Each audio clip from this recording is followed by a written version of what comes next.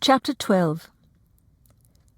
Rain splashed across the floor of the veranda, even though the sun blazed, and I had to narrow my eyes to look out the door of Auntie Efirma's living room.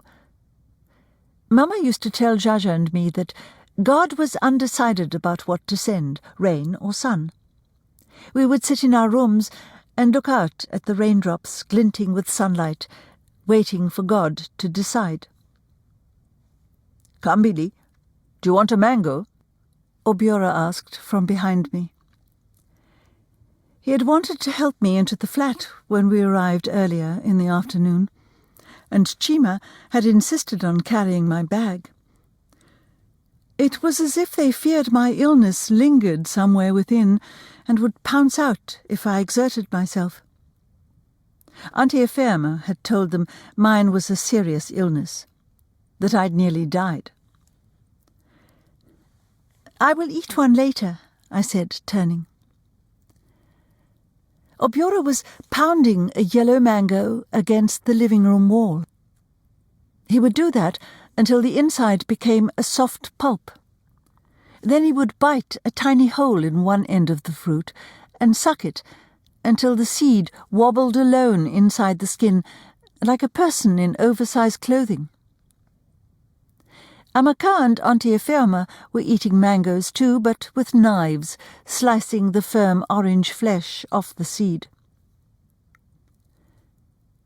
I went out to the veranda and stood by the wet metal railings, watching the rain thin to a drizzle and then stop. God had decided on sunlight. There was the smell of freshness in the air, that edible scent the baked soil gave out at the first touch of rain.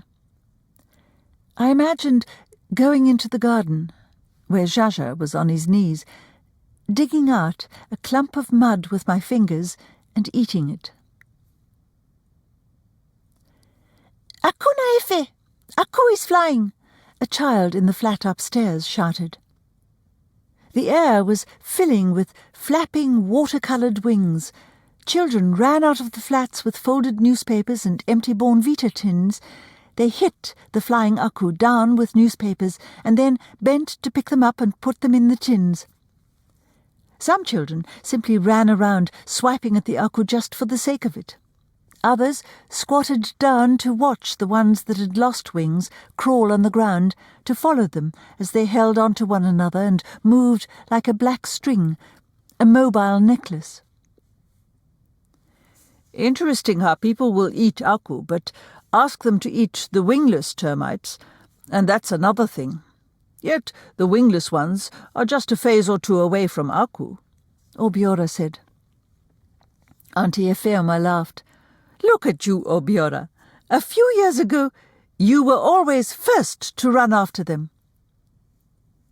"Besides, you shouldn't speak of children with such contempt," Amaka teased. "After all, they're your own kind." "I was never a child," Obiora said, heading for the door. "Where are you going?" Amaka asked. "To chase aku?" "I'm not going to run after those flying termites. I'm just going to look," Obiora said, "to observe." Amaka laughed, and Auntie Efirma echoed her. "Can I go, Mum?" Chima asked. He was already heading for the door. "Yes, but you know we will not fry them." "I'll give the ones I catch to Ugochukwu. They fry aku in their house," Chima said. "Watch that they don't fly into your ears, Inugo, or they'll make you go deaf," Auntie Efirma called as Chima dashed outside. Auntie Efirma put on her slippers and went upstairs to talk to a neighbour. I was left alone with Amaka, standing side by side next to the railings. She moved forward to lean on the railings, her shoulder brushing mine. The old discomfort was gone. "You've become Father Amadi's sweetheart," she said. Her tone was the same light tone she had used with Obiora. She couldn't possibly know how painfully my heart lurched. "He was really worried when you were sick. He talked about you so much. And, Aman, it wasn't just priestly concern. What did he say? Amaka turned to study my eager face. You have a crush on him, don't you? Crush was mild. It didn't come close to what I felt, how I felt, but I said, yes. Like every other girl on campus. I tightened my grip on the railings. I knew Amaka wouldn't tell me more unless I asked. She wanted me to speak out more, after all. What do you mean? I asked. Oh, all the girls in church have crushes on him. Even some of the married women. People have crushes on priests all the time, you know. It's exciting to have to deal with God as a rival. Amaka ran her hand over the railings, smearing the water droplets. You're different. I've never heard him talk about anyone like that. He said you never laugh. How shy you are, although he knows there's a lot going on in your head. He insisted on driving Mom to Enugu to see you. I told him he sounded like a person whose wife was sick. I was happy that he came to the hospital, I said. It felt easy saying that, letting the words roll off my tongue. Amaka's eyes still bored into me. It was Uncle Eugene who did that to you, Okwia? She asked. I let go of the railings, suddenly needing to ease myself. Nobody had asked.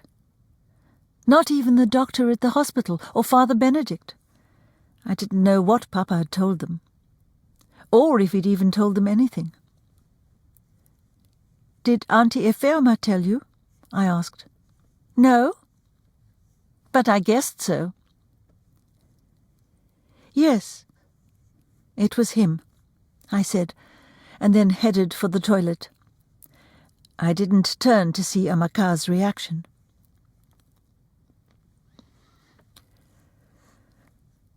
The power went off that evening, just before the sun fell. The refrigerator shook and shivered and then fell silent. I didn't notice how loud its non-stop hum was until it stopped. Obiora brought the kerosene lamps out to the veranda, and we sat around them swatting at the tiny insects that blindly followed the yellow light and bumped against the glass bulbs. Father Amadi came later in the evening with roast corn and ube wrapped in old newspapers. "Father, you're the best! Just what I was thinking about, corn and ube," Amaka said. I brought this on the condition that you will not raise any arguments today, Father Amadi said. I just want to see how Kambili is doing. Amaka laughed and took the package inside to get a plate. It's good to see you are yourself again, Father Amadi said, looking me over as if to see if I was all there. I smiled. He motioned for me to stand up for a hug. His body touching mine was tense and delicious. I backed away. I wished that Chima and Jaja and Obiora and Auntie Efeoma and Amaka would all disappear for a while. I wished I were alone with him. I wished I could tell him how warm I felt that he was here, how my favourite colour was now the same fired clay shade of his skin. A neighbour knocked on the door and came in with a plastic container of aku, anara leaves and red peppers. Auntie Efeoma said she didn't think I should eat any because it might disturb my stomach. I watched Obiora flatten an anara leaf on his palm. He sprinkled the aku, fried to twisted crisps, and the peppers on the leaf and then rolled it up. Some of them slipped out as he stuffed the rolled leaf in his mouth. Our people say that after aku flies, it will still fall to the toad, Father Amadi said. He dipped a hand into the bowl and threw a few into his mouth. When I was a child, I loved chasing aku. It was just play, though, because if you really wanted to catch them, you waited till evening, when they all lost their wings and fell down. He sounded nostalgic. I closed my eyes and let his voice caress me. Let myself imagine him as a child before his shoulders grew square, chasing aku outside, over soil softened by new rains.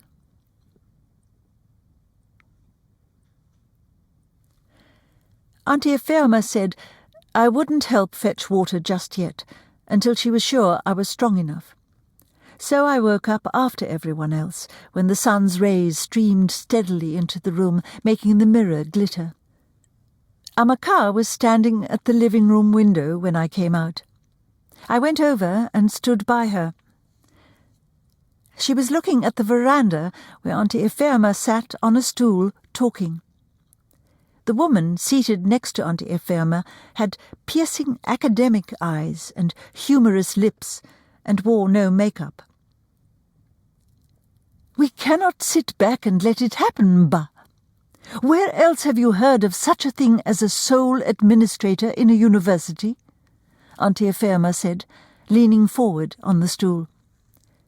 Tiny cracks appeared in her bronze lipstick when she pursed her lips. "A governing council votes for a vice-chancellor. That is the way it has worked since this university was built. That is the way it is supposed to work, Obiora." The woman looked off into the distance, nodding continuously in the way that people do when searching for the right words to use. When she finally spoke, she did so slowly, like someone addressing a stubborn child.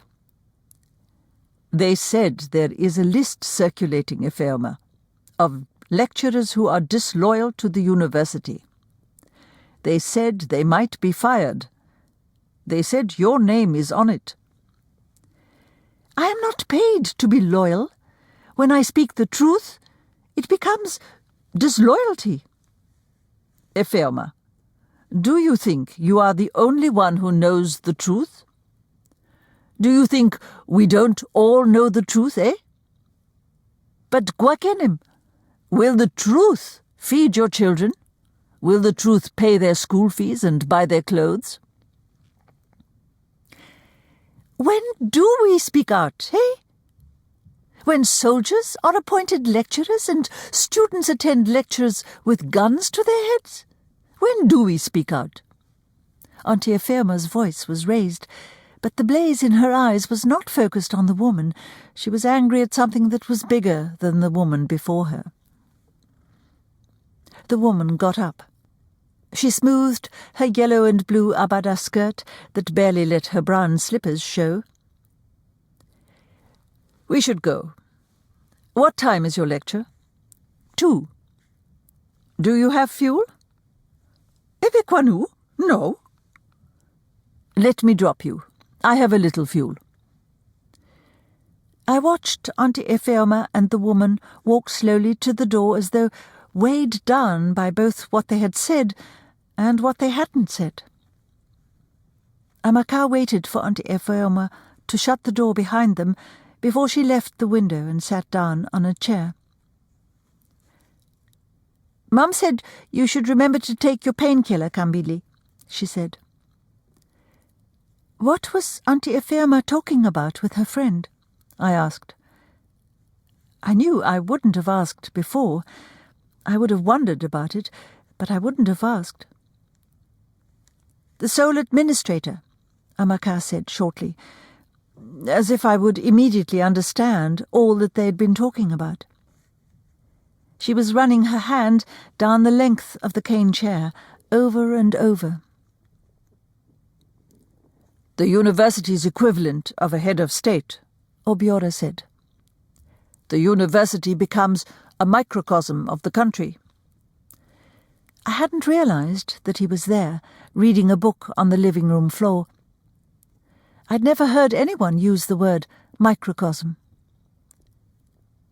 "They're telling Mum to shut up," Amaka said. "Shut up, if you don't want to lose your job, because you can be fired, fiam, just like that." Amaka snapped her fingers to show how fast Auntie Efeoma could be fired. "They should fire her, eh? So we can go to America," Obiora said. "Michionu," Amaka said. "Shut up." America? I looked from Amaka to Obiora. "Auntie Philippa is asking Mom to come over. At least people there get paid when they're supposed to," Amaka said bitterly, as though she were accusing someone of something. "And Mom will have her work recognized in America without any nonsense politics," Obiora said, nodding, agreeing with himself in case nobody else did. "Did Mom tell you she's going anywhere, Bo?" Amaka jabbed the chair now with fast motions. "Do you know how long they've been sitting on her file?" Obiora asked. "She should have been senior lecturer years ago." "Auntie Efeoma told you that?" I asked stupidly, not even sure what I meant, because I could think of nothing else to say, because I could no longer imagine life without Auntie Efeoma's family, without Nsuka. Neither Obiora nor Amaka responded. They were glaring at each other, silently, and I felt that they hadn't really been talking to me. I went outside and stood by the veranda railings. It had rained all night. Jaja was kneeling in the garden, weeding. He didn't have to water any more, because the sky did it. Ant-hills had risen in the newly softened red soil in the yard, like miniature castles.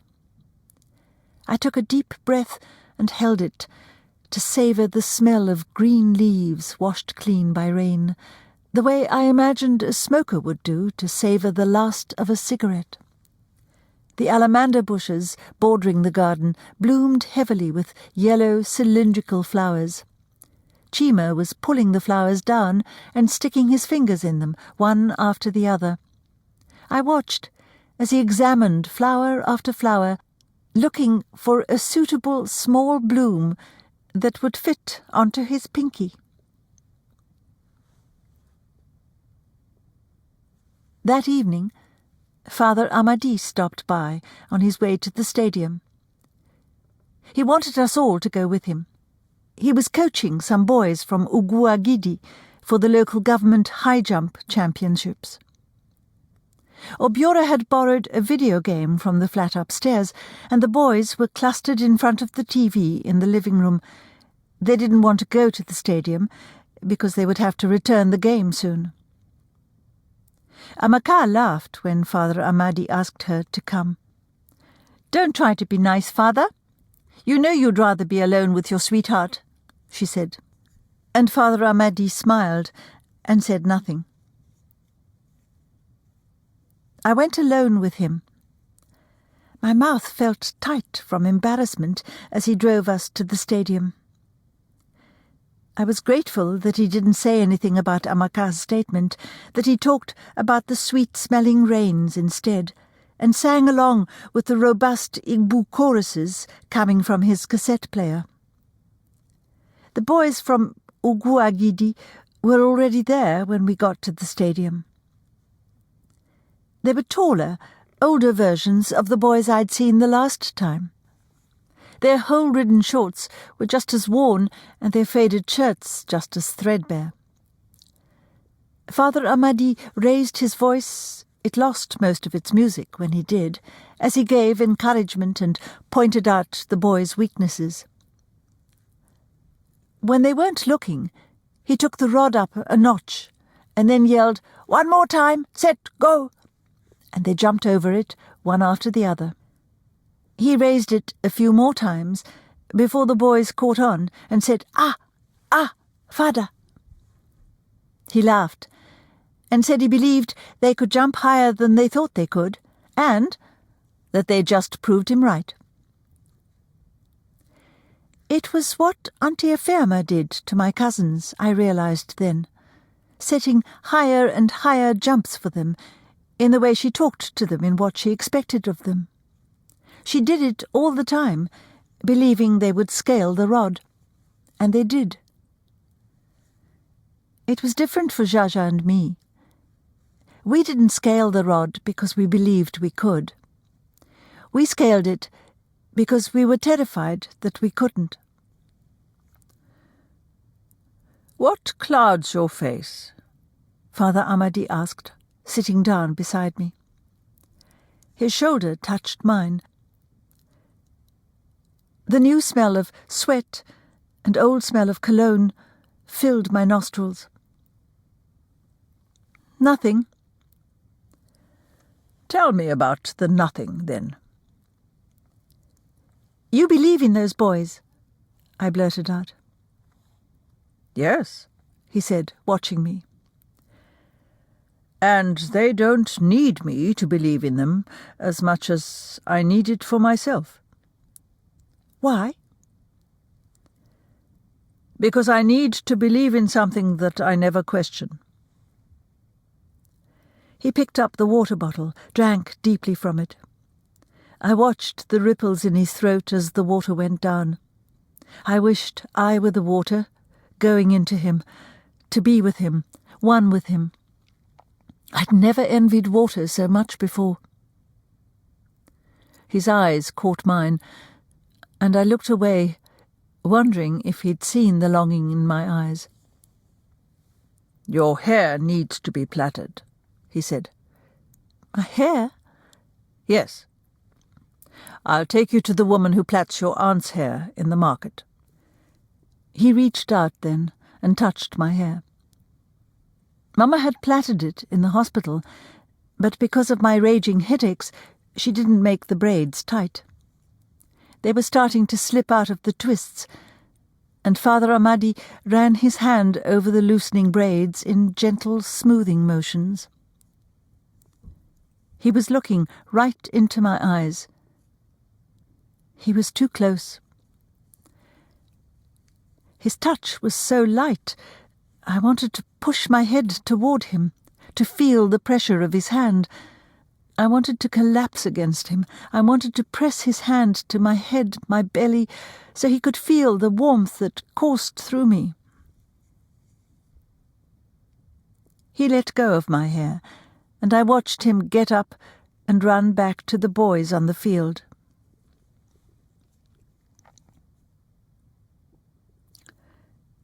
It was too early when Amaka's movements woke me up the next morning. The room wasn't yet touched by the lavender rays of dawn. In the faint glow from the security lights outside, I saw her tying her wrapper round her chest. Something was wrong. She didn't tie her wrapper just to go to the toilet. "Amaka? Ogini?" "Listen," she said. I could make out Auntie Ephema's voice from the veranda, and I wondered what she was doing up so early. Then I heard the singing. It was the measured singing of a large group of people, and it came in through the window. "Students are rioting," Amaka said. I got up and followed her into the living room. What did it mean that students were rioting? Were we in danger? Jaja and Obiora were on the veranda with Auntie Ephema. The cool air felt heavy against my bare arms, as if it were holding on to raindrops that were reluctant to fall. "Turn off the security lights," Auntie Ephema said. "If they pass and see the light, they might throw stones up here." Amaka turned off the lights. The singing was clearer now, loud and resonant. There had to be at least 500 people. "Sole administrator must go. He doesn't wear pant-o. Head of state must go. He doesn't wear pant-o. Where is running water? Where is light? Where is petrol?" "The singing is so loud. I thought they were right outside," Auntie Ephema said. "Will they come here?" I asked. Auntie Ephema put an arm around me and drew me close. She smelled of talcum powder. No, we are fine. The people who might worry are those that live near the Vice-Chancellor. Last time, the students burned a senior professor's car. The singing was louder, but not closer. The students were invigorated now. Smoke was rising in thick, blinding fumes that blended into the star-filled sky. Crashing sounds of breaking glass peppered the singing. All we are saying, sole administrator must go. All we are saying, he must go. No be so, na so.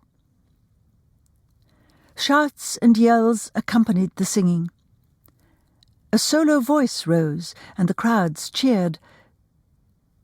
The cool night wind, heavy with the smell of burning, brought clear snatches of the resonating voice, speaking pidgin English from a street away. Great lions and lionesses, we want people who they wear clean underwear, no be so? I be the head of state, they wear common underwear, safe, talkless of clean one, no. Look, Obiora said, lowering his voice, as if the group of about 40 students jogging past could possibly hear him. They looked like a fast-flowing dark stream, illuminated by the torches and burning sticks they held. Maybe they're catching up with the rest from down campus, Amaka said, after the students had passed. We stayed out to listen for a little while longer, before Auntie Ephema said we had to go in and sleep. Auntie Ephema came home that afternoon with the news of the riot. It was the worst one since they became commonplace some years ago. The students had set the sole administrator's house on fire. Even the guest house behind it had burned to the ground. 6 university cars had been burned down as well. They say the sole administrator and his wife were smuggled out in the boot of an old Peugeot 404. Oh, Diego, Auntie Ephema said, waving around a circular. When I read the circular, I felt a tight discomfort in my chest, like the heartburn I got after eating greasy akara. It was signed by the registrar. The university was closed down until further notice as a result of the damage to university property and the atmosphere of unrest. I wondered what it meant. If it meant Auntie Ephema would leave soon. If it meant we would no longer come to Nsuka. During my fitful siesta, I dreamed that the sole administrator was pouring hot water on Auntie Ephema's feet in the bathtub of our home in Enugu. Then Auntie Ephema jumped out of the bathtub and, in the manner of dreams, jumped into America. She didn't look back as I called to her to stop. I was still thinking about the dream that evening, as we all sat in the living room watching TV. I heard a car drive in and park in front of the flat, and I clasped my shaky hands together, certain it was Father Amadi. But the banging on the door was unlike him. It was loud, rude, intrusive. Auntie Ephema flew off her chair. "Onyezi, who wants to break my door, eh?" She opened the door only a crack, but 2 wide hands reached in and forced the door ajar.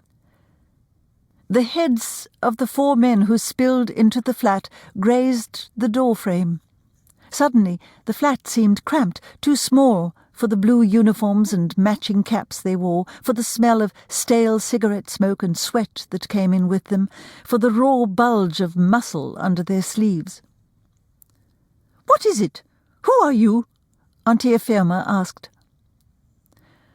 "We are here to search your house. We're looking for documents designed to sabotage the peace of the university.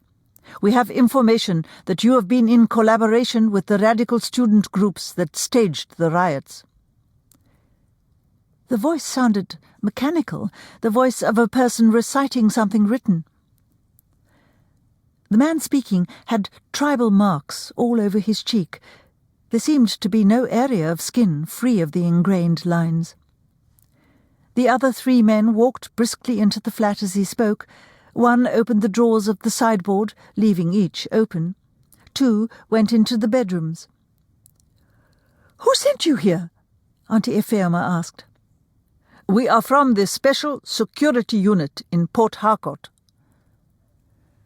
"Do you have any papers to show me? You cannot just walk into my house." "Look at this yeye woman, oh!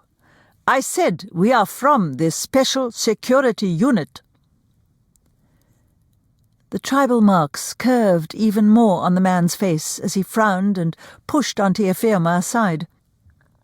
"How you go just come enter like this? Wetin be this?"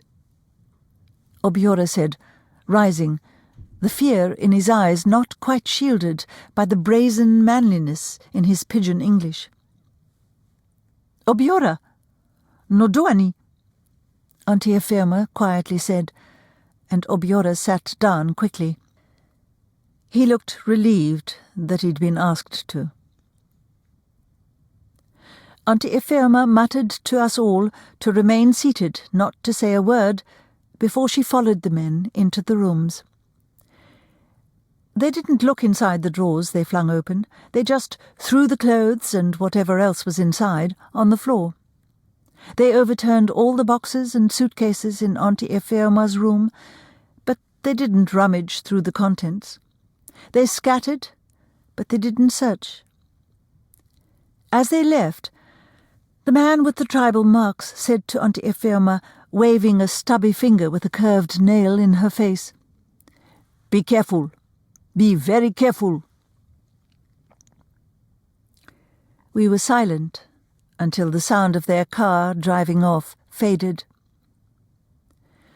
"We have to go to the police station," Obiora said. Auntie Ephema smiled. The movement of her lips did not brighten her face. "That is where they came from. They're all working together." "Why are they accusing you of encouraging the riot, Auntie?" Jaja asked. "It's all rubbish. They want to scare me. Since when have students needed somebody to tell them when to riot?" "I don't believe they just forced their way into our house and turned it upside down," Amaka said. "I don't believe it." "Thank God, Chima is asleep," Auntie Ephema said. "We should leave," Obiora said. "Mom, we should leave. Have you talked to Auntie Philippa since the last time?" Auntie Ephema shook her head. She was putting back the books and table mats from the sideboard drawers. Jaja went over to help her.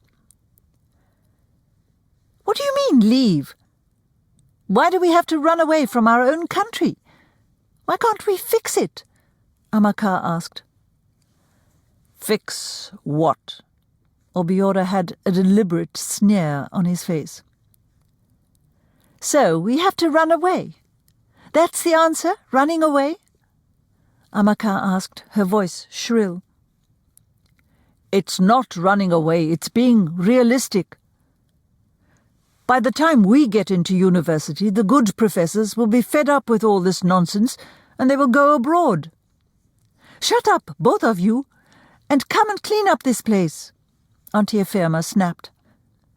It was the first time she didn't look on proudly and enjoy my cousin's arguments.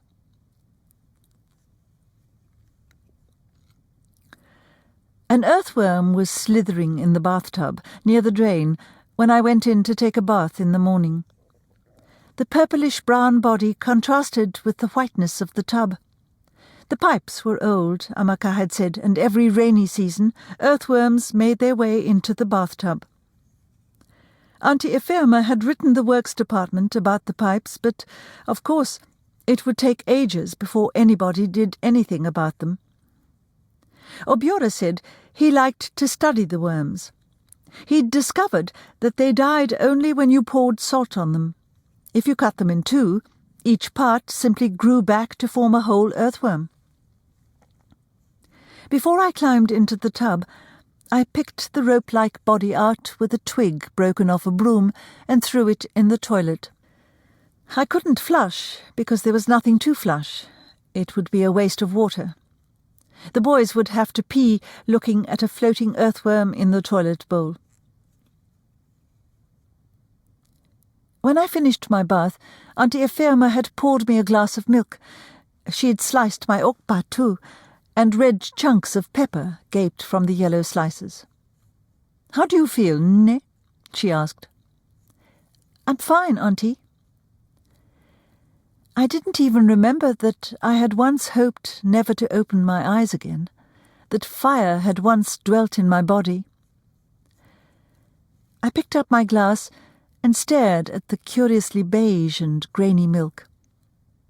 "Homemade soybean milk," Auntie Ephema said. "Very nutritious. One of our lecturers in agriculture sells it."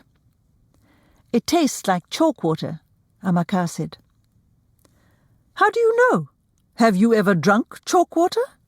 Auntie Ephema asked. She laughed, but I saw the lines, thin as spider's limbs, around her mouth, and the faraway look in her eyes. "I just can't afford milk anymore," she added tiredly. "You should see how the prices of dried milk rise every day, as if somebody is chasing them." The doorbell rang. My stomach heaved around itself whenever I heard it, although I knew Father Amadi usually knocked quietly on the door.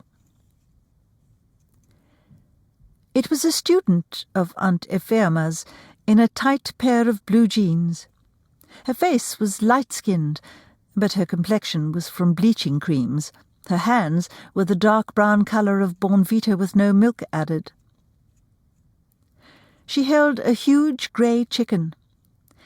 It was a symbol of her formal announcement to Auntie Ephema that she was getting married, she said.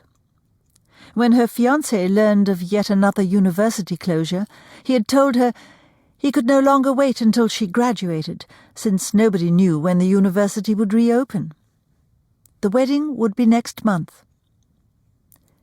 She didn't call him by his name. She called him Dim, my husband, with the proud tone of someone who had won a prize, tossing her braided, reddish-gold-dyed hair. "I'm not sure I'll come back to school when we reopen. I want to have a baby first. I don't want Dim to think he married me to have an empty home," she said, with a high, girlish laugh. Before she left, she copied Auntie Ephema's address down so she could send an invitation card. Auntie Ephema stood looking at the door. "She was never particularly bright, so I shouldn't be sad," she said thoughtfully. And Amaka laughed and said, "Mom!" The chicken squawked. It was lying on its side because its legs were tied together. "Obiora, please kill this chicken and put it in the freezer before it loses weight, since there's nothing to feed it," Auntie Ephema said. "They've been taking the light too often the past week. I say we eat the whole chicken today," Obiora said. "How about we eat half and put the other half in the freezer and pray Nepa brings back the light so it doesn't spoil," Amaka said. "Okay," Auntie Ephema said. "I'll kill it," Jaja said, and we all turned to stare at him. "Num, you have never killed a chicken, have you?" Auntie Ephema said. "No, but I can kill it." "Okay," Auntie Ephema said, and I turned to stare, startled at how easily she had said that. Was she absent-minded because she was thinking about her student? Did she really think Jaja could kill a chicken? I followed Jaja out to the backyard, watched him hold the wings down under his foot. He bent the chicken's head back. The knife glinted, meeting with the sun's rays to give off sparks. The chicken had stopped squawking. Perhaps it had decided to accept the inevitable. I didn't look as Jaja slit its feathery neck, but I watched the chicken dance to the frenzied tunes of death. It flapped its grey wings in the red mud, twisting and flailing. Finally it lay in a puff of sullied feathers. Jaja picked it up and dunked it in the basin of hot water that Amaka brought. There was a precision in Jaja, a single-mindedness that was cold, clinical. He started to pluck the feathers off quickly, and he didn't speak until the chicken had been reduced to a slim form covered with white-yellow skin. I didn't realize how long a chicken's neck is until it was plucked. "If Auntie Ephema leaves, then I want to leave with them too," he said. I said nothing. There was so much I wanted to say, and so much I didn't want to say. 2 vultures hovered overhead and then landed on the ground close enough that I could have grabbed them if I'd jumped fast. Their bald necks glistened in the early morning sun. "See how close the vultures come now?" Obiora asked. He and Amaka had come to stand by the back door. "They are getting hungrier and hungrier. Nobody kills chickens these days, and so there are less entrails for them to eat." He picked up a stone and threw it at the vultures. They flew up and perched on the branches of the mango tree only a little distance away. "Papa Nuku used to say that the vultures have lost their prestige," Amaka said. "In the old days, people liked them, because when they came down to eat the entrails of animals used in sacrifice, it meant the gods were happy. In these new days, they should have the good sense to wait for us to be done killing the chicken before they descend," Obiora said. Father Amadi came after Jaja had cut up the chicken, and Amaka had put half of it in a plastic bag for the freezer. Auntie Ephema smiled when Father Amadi told her he was taking me to get my hair done. "You are doing my job for me, Father, thank you," she said. "Greet Mama Jo. Tell her I will come soon to plait my hair for Easter."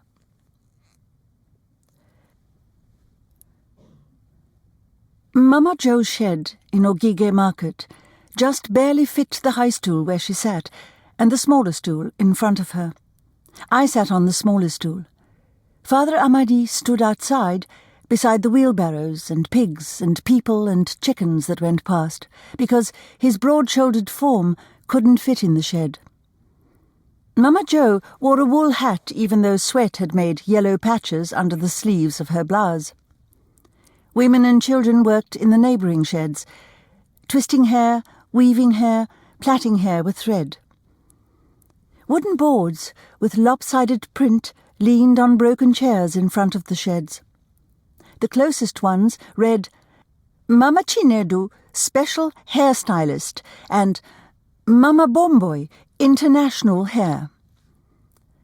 The women and children called out to every female who walked past, "Let us plait your hair. Let us make you beautiful. I will plait it well for you." Mostly, the women shrugged off their pulling hands and walked on. Mama Jo welcomed me as though she'd been plaiting my hair all my life. If I was Auntie Ephema's niece, then I was special. She wanted to know how Auntie Ephema was doing. "I haven't seen that good woman in almost a month. I would be naked but for your auntie, who gives me her old clothes. I know she doesn't have that much either. Trying so hard to raise those children well. Kapow! A strong woman," Mama Jo said. Her Igbo dialect came out sounding strange, with words dropped. It was difficult to understand. She told Father Amadi that she would be done in an hour. He bought a bottle of Coke and placed it at the foot of my stool before he left. "Is he your brother?" Mama Joe asked, looking after him. "No, he's a priest." I wanted to add that he was the one whose voice dictated my dreams. "Did you say he's a father?" "Yes." "A real Catholic father?" "Yes." I wondered if there were any unreal Catholic priests. "All that maleness wasted," she said, combing my thick hair gently. She put the comb down and untangled some ends with her fingers. It felt strange, because Mama had always plaited my hair. "Do you see the way he looks at you? It means something, I tell you." "Oh," I said, because I didn't know what Mama Joe expected me to say. But she was already shouting something to Mama Bomboy across the aisle. While she turned my hair into tight cornrows, she chatted non-stop to Mama Bomboy and to Mama Caro, whose voice I heard, but whom I couldn't see because she was a few sheds away. The covered basket at the entrance of Mama Joe's shed moved. A brown, spiraled shell crawled out from underneath. I nearly jumped. I didn't know the basket was full of live snails that Mama Joe sold. She stood up and retrieved the snail and put it back in. "God take power from the devil," she muttered. She was on the last cornrow when a woman walked up to her shed and asked to see the snails. Mama Joe took the covering basket off. "They are big," she said. "My sister's children picked them today at dawn near Adada Lake." The woman picked up the basket and shook it, searching for tiny shells hidden among the big ones. Finally, she said they were not that big anyway, and left. Mama Joe shouted after the woman, "People who have bad stomachs shouldn't spread their bad will to others. You will not find snails this size anywhere else in the market." She picked up an enterprising snail that was crawling out of the open basket. She threw it back in and muttered, "God take power from the devil." I wondered if it was the same snail crawling out, being thrown back in, and then crawling out again, determined. I wanted to buy the whole basket and set that one snail free. Mama Joe finished my hair before Father Amadi came back. She gave me a red mirror, neatly broken in half, so that I saw my new hairstyle in fractions. "Thank you. It's nice," I said. She reached out to straighten a cornrow that didn't need to be straightened. "A man doesn't bring a young girl to dress her hair unless he loves that young girl. I am telling you, it doesn't happen," she said. And I nodded because, again, I didn't know what to say. "It doesn't happen," Mama Joe repeated, as if I disagreed. A cockroach ran out from behind her stool, and she stepped on it with her bare foot. "God take power from the devil." She spit into her palm, rubbed her hands together, drew the basket closer, and started to rearrange the snails. I wondered if she had spit in her hand before she started on my hair. A woman in a blue wrapper with a bag tucked under her armpit bought the whole basketful of snails just before Father Amadi came to pick me up. Mama Joe called her Nwanyioma, although she wasn't pretty at all. And I imagined the snails fried to a crisp, warped corpses floating in the woman's soup pot. "Thank you," I said to Father Amadi as we walked to the car. He had paid Mama Joe so well that she protested weakly and said she shouldn't take so much for plaiting the hair of Auntie Efema's niece. Father Amadi brushed my gratitude aside in the good-natured way of someone who had done what was his duty. "Oh, Maka, it brings out your face. he said, looking at me. You know, we still don't have anybody playing Our Lady in our play. You should try out. When I was in the juniorate, the prettiest girl in the junior convent always played Our Lady.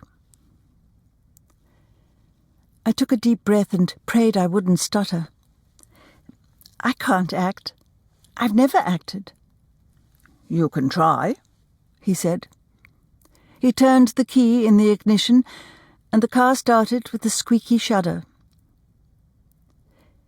Before he eased it onto the crowded market road, he looked at me and said, "You can do anything you want, Kambili." As he drove, we sang Ibu choruses. I lifted my voice until it was smooth and melodious, like his.